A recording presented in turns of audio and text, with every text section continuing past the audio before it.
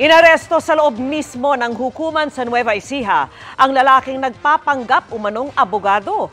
Ang ginagamit umanong pangalan ng suspect sa abogadong matagal ng patay at kilala ng judge. Nakatutok si John Consulta, exclusive.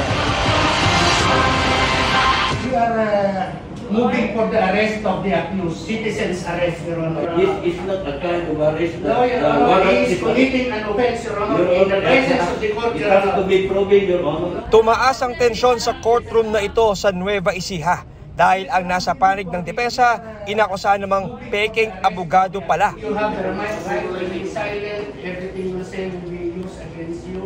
Ayon sa mga marestong tauhan ng NBI, inireklamo ng mismong Integrated Bar of the Philippines o IBP ang suspect. Ginagamit daw kasi nito ang pangalang Attorney Elias Estrella na pag-aari ng iba. Hindi siya abogado. Yung inassume niya po is patay na as evidenced by a death certificate submitted to us. Personal pong kakilala pala ni Judge yung patay na abogado at saka ni Attorney Dick Fernandez ng IBP. Na-recover sa suspect ang driver's license at iba pang ID na gumagamit din sa pangalan ng yumao ng abogado. Wala pang pahayag ang suspect na hindi muna pinangalanan ng NBI. Ikinulong muna siya sa pansamantalang NBI detention facility sa Bilibid. Mahihinto na ang panloloko niya, posing as a fake lawyer. Iimbestigahan po natin yung mga previous cases na nirepresent niya in court.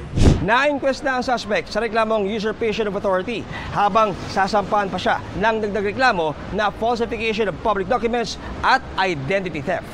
Para sa GMA Integrated News, John Consulta, nakatutok 24 oras.